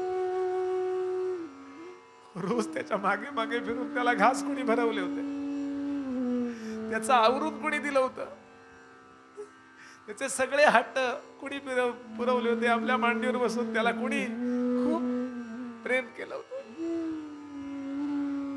त्याला गाई गाई रोज झोपताना रात्री डोकं कुणी थापडलं होतं. पहाटे जाऊन जागो मोहन प्यारे असं म्हणून त्याला कुणी सकाळी उठवलं होतं. त्याच्या खोड्या कुणी सहन केल्या होत्या. कधी माठ फोडावेत आणि यशोदेने आवरावं. सगळ्यात जास्त गोकुळामध्ये विरह कुणाला होणार होता आज? प्रेम सगळ्यांचं सारखं होतं, पण विरहाचा सगळ्यात जास्त आजपासून त्रास होणार होता तो यशोदा मैयेला. धावतीये धावतीये, कृष्णा थांब रे, थांब रे, जरा थांब रे, जरा थांब. कृष्णांचं लक्ष मागं गेलं. अक्रू काका रथ थांबवा, माझी आई येतेय. रथ थांबला. भगवान खाली उतरले, आई जवळ आले. वेड्यासारखे त्याचे खांदे चाचपते, डोकं चाचपते, पप्पी घेते वेड्यासारखं. पुन्हा जवळ घेते, पुन्हा सोडते, पुन्हा त्याचे खांदे हात चाचपते. कन्हैया कन्हैया कन्हैया, कृष्णा आई काय हे, मी येणार आहे ना, 4 दिवसात येणार आहे. त्याचे हात असे हातात धरले. कान्या मला माहिती तू 4 दिवसात येणार आहे, पण मी तुला थांबवलं ना ते 2 कारण करतात. समजा नाही आलास ना परत तर माझं हे बोलायचं राहून जाईल रे. पहिलं कारण, तू आता रथात बसत होतास ना, गोपींशी बोलत होतास, तेवढ्या वेळात गडबडीत मला आणि बाबांना, नंद बाबांना दोघांना अक्रूराने आतल्या घरात बोलवलं खोलीत. पटकन या, 2 महत्वाचं सांगायचंय. आणि मला सांगितलं की तू देवकीचा मुलगा आहेस, फक्त पाळण्याकरता तुला इथं ठेवलं होतं. पाळणा घरात ठेवतात तसं. आता ती देवकी सोडेल का तुला? मला तरी वाटतंय तू माझा आहेस, पण काय माहिती काय आहे. आणि आता माझ्या डोळ्यासमोर ती सगळी चित्र यायला लागली. मी तुला शिक्षा केली, मी तुला रागवलं, मी तुला उखळाला बांधलं, मी तुला उपाशी ठेवलं. कान्या, मला माहिती नव्हतं रे तू माझा नाहीयेस. पैसे देऊन एखाद्या नोकराला कामाला ठेवलं की त्यानं मान खाली घालून काम करावं ना. पैसा करता ठेवलाय त्याला, पैसे देऊन ठेवलाय त्याला. कृष्णा, मला माहिती असतं ना तर मी मर्यादेनं वागले असते रे. मला माहिती नव्हतं कान्या, मी तुझी आई नाही, मी तुझी दाई आहे. हे माहिती असतं तर उखळाला नसतं बांधलं. तू सगळी मडकी फोडत राहिला असता तरी मी स्वच्छता करत राहिले असते, मान खाली घालून माझं काम करत राहिले असते. मी तुझ्यावर सत्ता गाजवली, तुला रागवलं, याचं कारण मी तुला माझे समजले रे. म्हणून पहिलं कारण, मला क्षमा करशील कृष्णा. आणि दुसरं कारण, आता ती देवकी कधी सोडणार नाही. हे रत्न इथे लपून राहिलं कारण लोकांना माहिती नव्हतं. मला आणि बाबांना तुझं कधीच दर्शन होणार नाही. कृष्णा, एक उपकार करशील माझ्यावर? यशोदेच्या महालात स्वच्छता करणारी दासदास्ते असतील ना तिथे, दारामध्ये भालदार चोपदार असतील ना, त्यांची वय वाढली आणि ते निवृत्त झाले तर मला कळवशील? मी तिथे नोकरा चाकरांच्या मध्ये येऊन राहीन, मी ते काम करीन, शेणसडा घालीन, रांगोळी काढीन, देवकीचे कपडे धुईन. बाबा दिवसभर भालदार चोपदारासारखे दारात उभे राहतील त्या वसुदेवाच्या दारात, तुला जवळ नाही घेणार आम्ही. पहिले जसे आम्ही आई वडील असं मिरवलं तसं नाही करणार. कृष्णा, फक्त तुला लांबून जाताना पाहू आणि मनातल्या मनात आठवू, केव्हा तरी आम्ही तुला नाहू माखू घातलंय आणि एवढ्याच समाधान मानू. करशील एवढी कृपा आमच्यावर, आम्हाला नोकर चाकर म्हणून ठेवशील. प्रसंगात जाऊन विचार करा की यशोदा प्रेम कशाला म्हणतात. सकाळ दुपार संध्याकाळ देवासमोर छोटीशी उदबत्ती लावणं आणि देवाचा मी भक्त आहे म्हणून मिरवणं वेगळं, आणि सगळ्या जीवनाचा निरपेक्ष होम करावा आणि त्यातून काही अपेक्षा नाही. त्याला मला एकच उदाहरण सुचतं. देवासमोर जळणारा दिवा,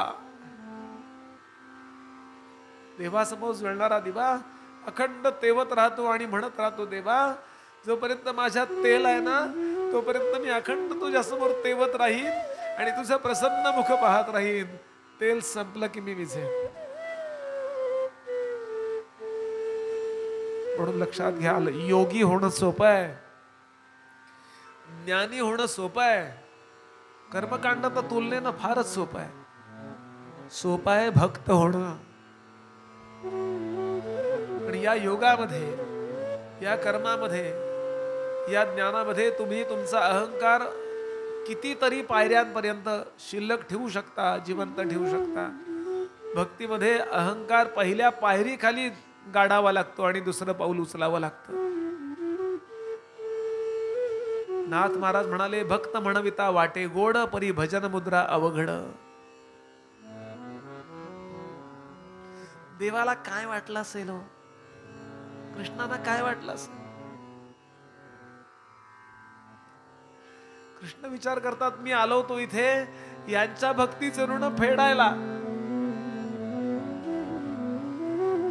भक्तीचं ऋण फेडणं राहिलं बाजूला, मी अजून कर्जबाजारी होऊन चाललो. आई,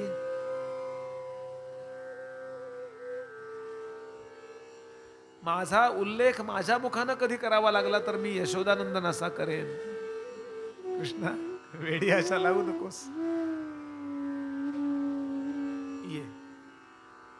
कृष्ण बसले रथामध्ये, रथ निघून गेला. यशोदा परत येते. संध्याकाळपर्यंत कुणी जागचं हल्लं नव्हतं राजा.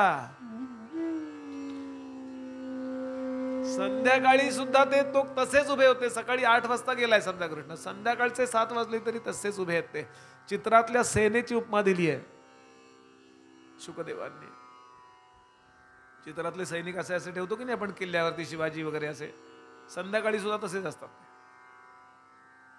राजानं प्रश्न विचारलाय, का का याचं कारण प्रत्येकाला अशी अपेक्षा होती की कुणा करता नाही पण माझ्या करता कृष्ण परत येतील. कुणा करता नाही पण माझ्या करता. कारण पर्सनली मी इतकं लव केलं, इतकं प्रेम केलंय त्याच्यावर, असं प्रत्येकाला वाटतंय. अजून तिकडे बघतात एक वळण असं येईल, अक्रूर काका मला नाही यायचं, परत वळवा, मला नाही जमणार आहे, चला परत. असं प्रत्येकाला आशा वाटते.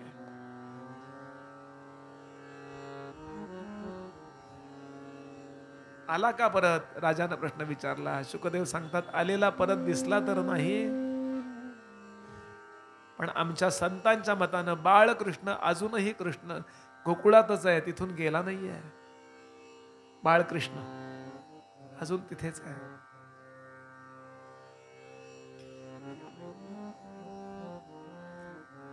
संध्याकाळच्या वेळेला यशोदा मोठ्या हातानं प्रत्येकाच्या पाठीशी येते. चला घरी, 24 तास झाले घरात सगळे उपाशी आहेत, स्वयंपाक नाही करायचा, चला घरी, चला सगळ्यांनी आपापल्या घरी चला. एका गवळणीने प्रश्न विचारला, यशोदे तू घरी जाणार आहेस? तुला घरी जावंसं वाटतंय? घर कशाला म्हणतात ग?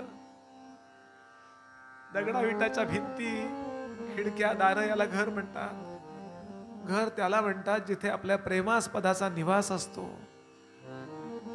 आमचा कृष्ण गेला, आमची घरं भंगली ग, तुटून गेली आमची घर. तुला काय वाटतंय आम्ही आमच्याकरता स्वयंपाक करायचो. महिनाभरात एखाद दिवसच यायचा, म्हणायचं काही खायला येतं दे ग. प्रत्येक पोळी लाटताना, प्रत्येक भाकरी करताना वाटायचं आज येईल का, आज येईल का, ही भाकरी त्याच्या नशिबात असेल का, ही भाजी त्याच्या नशिबात असेल का. दही घुसळताना वाटायचं केव्हा तरी याचा लोणी दे ग. कधी मागायचं पण नाही, खाऊन टाकायचं पण, चोरायचं. दही घुसळताना आज येईल का लोणी घ्यायला, असं प्रत्येक गोष्ट. अगं आंघोळ करताना, साडी नेसताना, कुंकू लावताना, तो बघणार आहे थोड्या वेळानं माझ्याकडे. नाही तर म्हणायचा कुठं गेलंय कुंकू ब्रह्मांडात, कुठं गेलंय, लगेच माप काढायचं.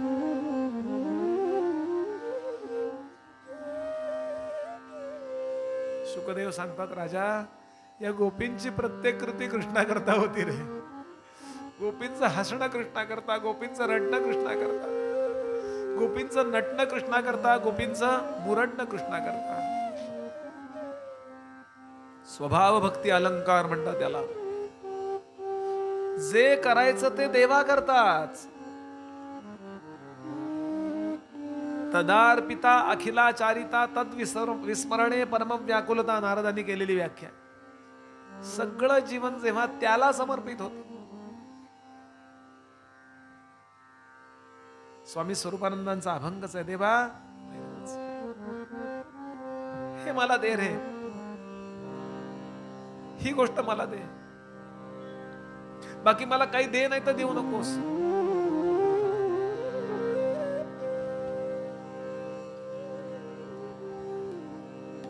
आरंभ काय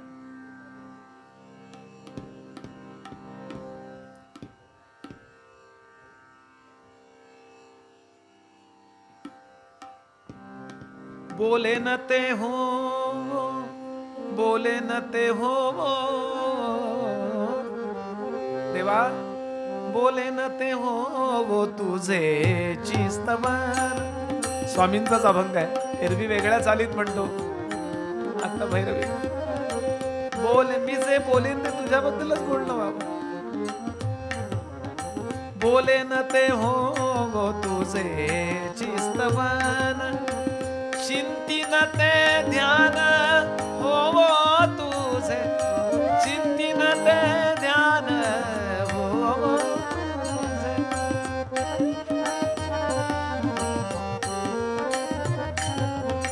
चाले न ती हो वो तुझ प्रदक्षिण, चाले न ती हो वो तुझ प्रदक्षिण.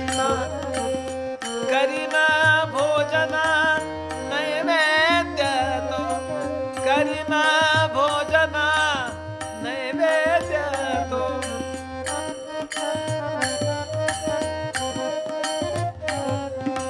घडे जो व्यापार तीच तुझी सेवा, घडे जो व्यापार तीच तुझी सेवा.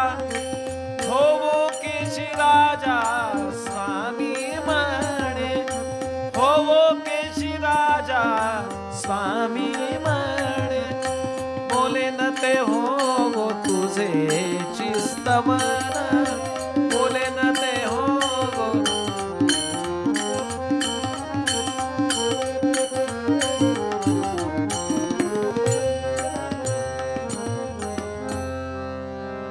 कृष्णाला सोडून त्यांचं जीवन नाही आहे. चित्ते मुकुंदे, हृदये मुकुंदे, श्रवणे मुकुंदे, वदने मुकुंदे, सर्वागतम एक मुकुंदमेकम, ताम गोपिका किन्न मुकुंद तुल्या.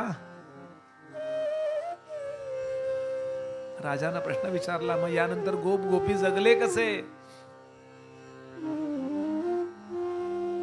याचं उत्तर देताना शुकदेवांनी सांगितलंय, असाच आहे कन्हैया. सगुण असंच असतं. सगुणाचं प्रेम लागतं आणि नंतर तो निर्गुणात विरून जातो, केव्हा तरी अदृश्य होतो. पण जाताना दोन गोष्टी भगवंत घेऊन जात नाही. एक त्याचं मंगलमय नाम आणि एक त्याचं मंगलमय चरित्र. समर्थांचा अभंग आहे, पळशी तरी पळशी परी नाम कोठे नेशी, आम्ही अहर्निशी तेची गाऊ. देवा तरी तुझे नाम आम्हा पाहिजे. नाम ज्याच्या ताब्यात आहे याच्या कथा ज्याच्या ताब्यात आहे, भगवंत त्याच्या ताब्यात यायला वेळ लागत नाही. गोंदवलेकर महाराज म्हणाले, दोरी ताब्यात आहे ना, किती खोल असू देत पाणी, दोरी ताब्यात आहे, त्याला पवऱ्या बांधलेला आहे, म्हणजे बादली बांधलेली आहे, म्हणजे तुम्हाला मिळणारच पाणी. का? दोरी ताब्यात आहे. ती दोरी म्हणजे नाम आहे म्हणाले.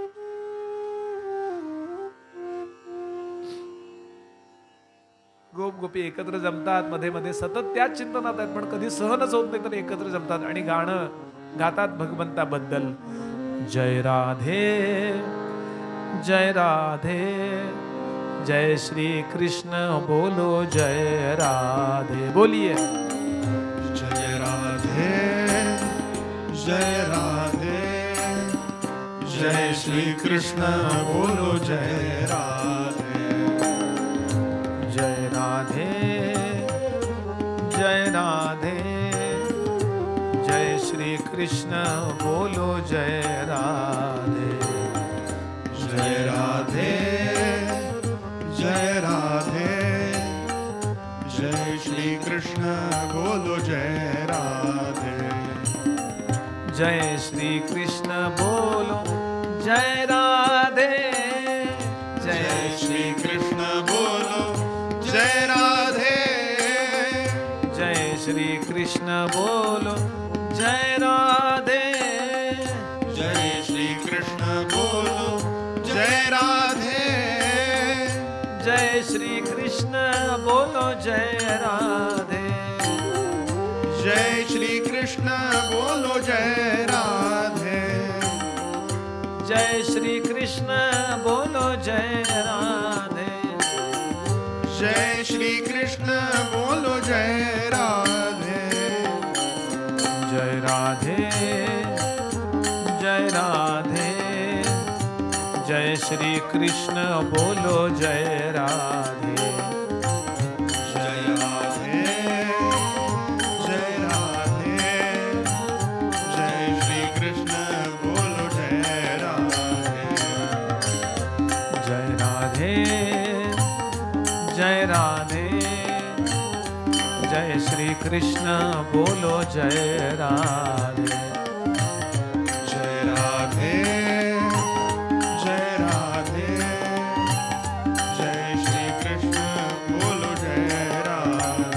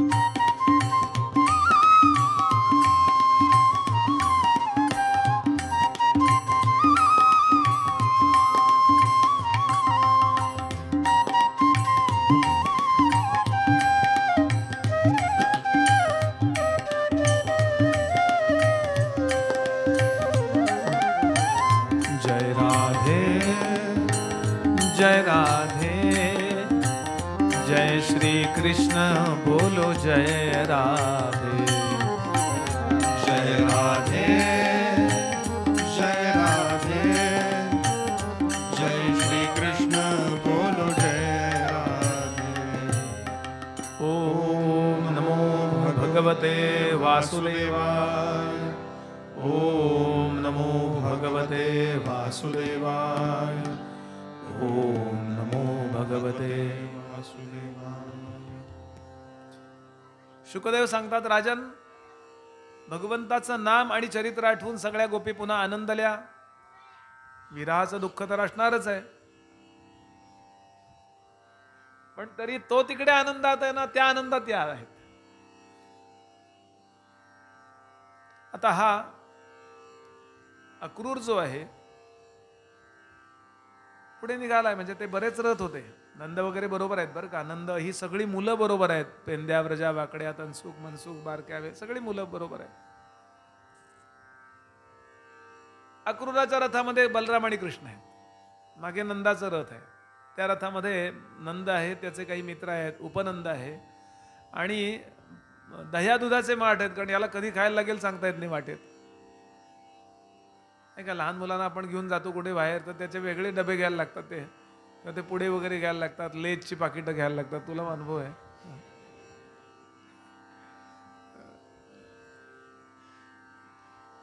तसं ते दह्या दुधाचे माठ बरोबर आहेत.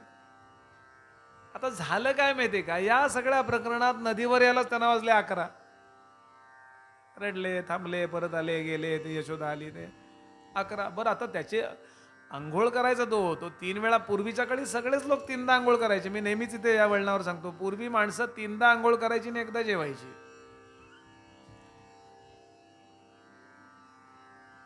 काहीतरी 3दा करतो की नाही आपण, काहीतरी एकदा करतो, असं ते आहे.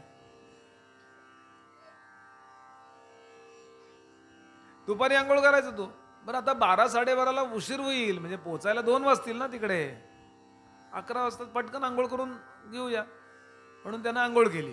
कोणी? अक्रूरानं. बरं, आंघोळ केल्यावर काहीतरी पवित्र कर्म केलं तर ती मनुष्य आंघोळ आहे बरं का, मनुष्य स्नान आहे. आंघोळ केल्यानंतर तुम्ही देवाचं स्मरण करा, काही देवाला उदबत्ती लावा, नमस्कार करा किंवा गोरगरिबांना दान धर्म करा, काही करा. स्नान केल्यावर पुण्य केलं नाही तर ते स्नान वाया जातं, म्हणून स्नानच करत नाही ते बरं आहे का अर्थानं.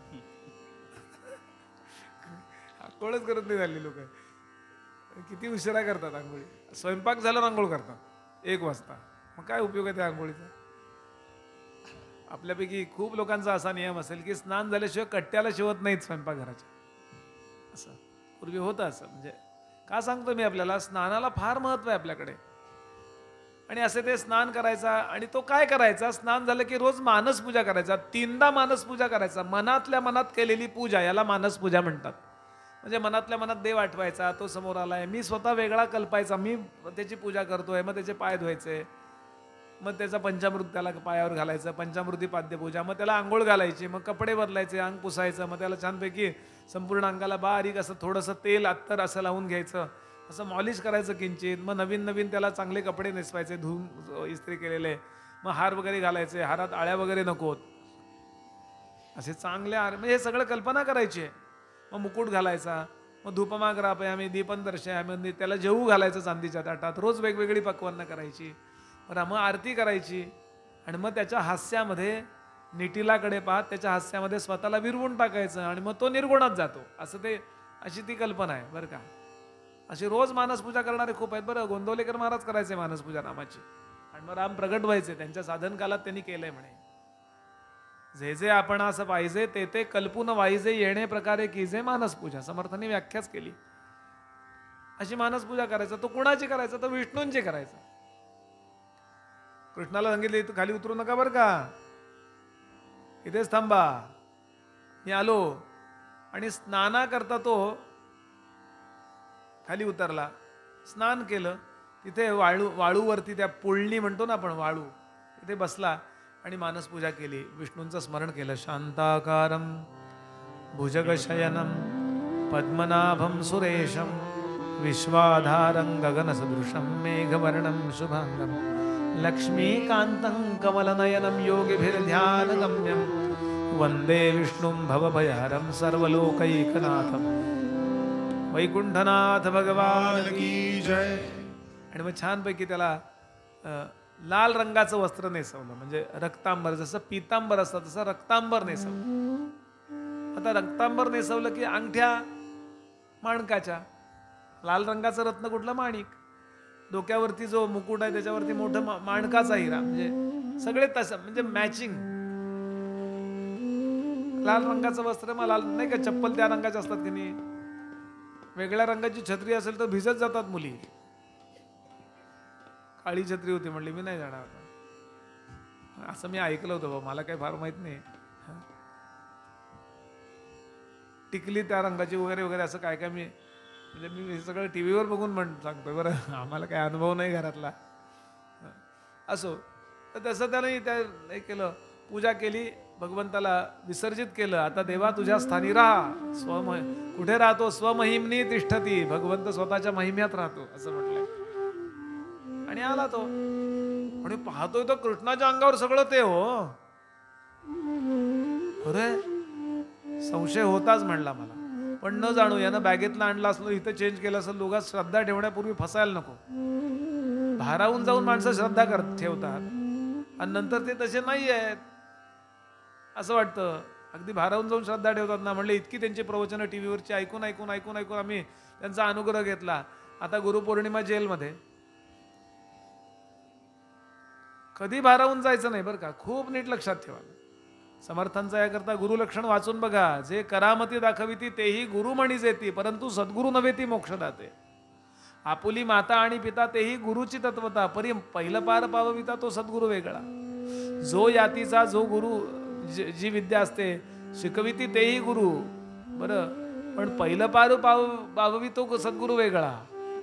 फोडून शब्दाचे अंतर वस्तू दाखविनीचे सार, तोची गुरु माहेरा आम्हा अनाथांचे. भवव्याग्रे घालून उडी गोवत्सास तडातोडी केली देखून शीघ्र सोडी तो सद्गुरु. भारावून जाऊन कधीही माणसानं श्रद्धा ठेवू नये, नंतर रडायची पाळी येते, लक्षात ठेवाल.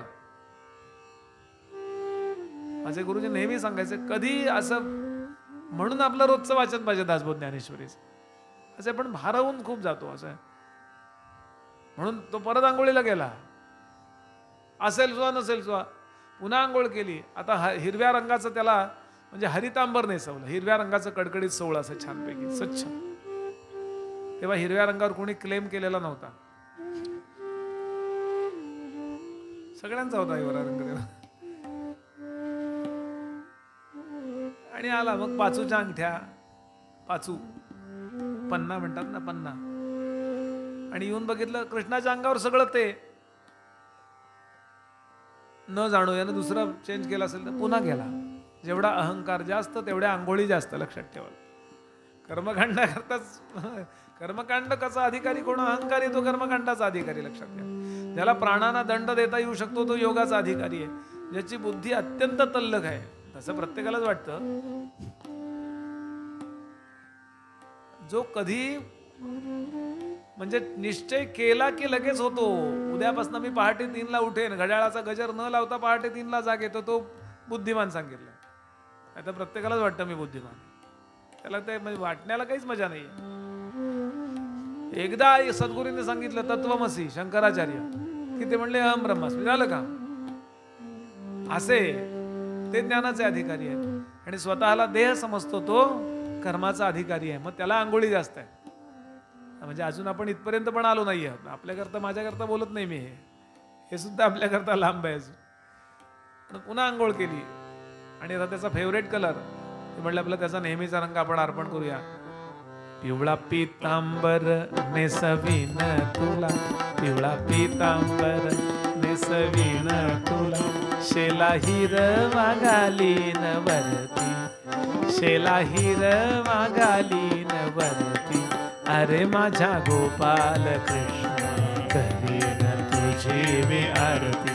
अरे माझा गोपाल कृष्ण करीन तुझी मी आरती. सोनियाच्या ताटी पक्वान्नाची दाटी, सोनियाच्या ताटी पक्वान्नाची दाटी. दह्या दुधाने भरीन वाटी, दह्या दुधाने भरीन वाटी. अरे माझा गोपाल कृष्ण करीन तुझी मी आरती. अरे माझा गोपाल कृष्ण आरती. आणि असा धावतच आला, धावत धावतच आला. आता व्याकुळ झालाय, तोच आहे का, तोच आहे का, तोच आहे का. आयुष्यभर ज्याची पूजा करत आला तोच आहे का. आणि पाहिलं त्यांनी जे अर्पण केलेलं होतं मानस पूजेत ते सगळं कृष्णांच्या अंगावर पाहिलं. आणि असे उभे होते भगवान. फिटला संशय. हो, तो हा विठ्ठल बरवा, तो हा विठ्ठल बरवा, तो हा माधव बरवा. संशय गेला. 18वा अध्याय ज्ञानोबा. हे तर सर्व शास्त्रांची नोळखी फिटली. सगळी शास्त्र एक आहे तेच कळतं शेवटी. एकच ते एकम सत विप्राहा वदन्ति. भाग्यानं कळतं. बहुत सुकृताची जोडी, सुकृत नसेल तर कुठल्या तरी संप्रदायात अडकलेलं राहता तुम्ही अलीकडं. हेच खरं, माझंच खरं, माझंच खरं. खरं ते माझं नाही वाटत, माझं ते खरं वाटतं. कुठेतरी अडकलेलं राहता. बहुत सुकृताची जोडी म्हणून विठ्ठली आवडी, म्हणून विठ्ठली आवडी. तोहा विठ्ठल बनवा, तोहा विठ्ठल विठ्ठल. पुंडलिक वरदा हरी विठ्ठल श्री ज्ञानदेव पंढरीनाथ माऊली ज्ञानेश्वर महाराज, जगद्गुरु तुकाराम महाराज की जय, राष्ट्रगुरु समर्थ रामदास स्वामी महाराज की जय, स्वामी स्वरूपानंद महाराज की जय, सब संतन की जय. हा प्रसंग कसा असेल बघा, तोच तो. सगळ्या कन्सेप्ट क्लिअर होण्याचा हा प्रसंग आहे. एकदम ओझं उतरतो. आपण परमार्थ वर्षानुवर्ष करत असतो, पण संकल्पना स्वच्छ झालेल्या नसतात. आपण याला काहीतरी परमार्थ समजतो, जे काय करतो त्याला. तो नेमका कसा आहे? समर्थ म्हणाले, समजले पाहिजे ज्याचे त्यापरी. जे जसं आहे ते तसं समजलं पाहिजे, ते त्याचं झालं. आणि एकच साष्टांग नमस्कार घातला, मातीतच होत्या. परत असा उभा होता रस्त्यावरती, मातीत नमस्कार घातला. तेव्हा ओळखलं, ओळखलं. भगवंतानी वरून उडी मारली आणि गाढ आलिंगन दिलं. कळलं, गॉट इट, चलो आप चलो. आता इतका वेळ बाचकत बाचकत चालवत होता औरत. मी घेऊन चाललोय कंस, याचं काही वाईट करणार नाही ना, मी आहे तोपर्यंत ठीक आहे, पण मलाही मारेल कंस. जीव हा शेवटी अपूर्णच आहे हो. जीव शिवात थेंबर पाणी समुद्रात टाकलं की तो समुद्र होतो. लक्षात घ्या, आपल्या थेंबपणाचा, आपल्या छोटेपणाचा अनुभव, अपूर्णतेचा अनुभव आहे तोपर्यंत आपण जीव दशेतच आहोत. तो त्याला होता. इतका वेळ मी चालवतोय बरोबर, पण ते काय आहे, ड्रायव्हिंग लायसन्स घरी विसरलं की आपण घाबरत घाबरतच गाडी चालवतो की नाही. मी नेहमीच उदाहरण सांगतो. त्या कोल्हापूरहून पुण्याला चाललो होतो मी एकदा. त्या ब्लानी चाललो होतो. ते असतात ना टॅक्स्या, सिंगल. एक माझ्याकडे म्हणलं एक बॅग आहे, एक काही नाही, चला चला बुवा. अहो, एक तो जो ड्रायव्हर होता तो त्या गाडीचा, तो घाबरत घाबरत गाडी चालवत होता. ते टोल नाका अमकं तमकं आलं की जरा बाजूला घ्यायचा, गाडीनं हळूच घ्यायचं. त्यातल्या आमच्यातला एक माणूस होता, साहेबासारखा दिसतो. तो म्हटला, का हो एवढ्या हळूहळू गाडी का चालवतो, बिंदास चालवा की. ते म्हणले, काय आहे साहेब, कुणाला बोलू नका, पण मी माझं लायसन्स विसरलोय, ड्रायव्हिंग लायसन्स. तो म्हटला, बिंदास चालवा, मी कोल्हापूरचा RTOचा प्रमुख आहे, चालवा. चला.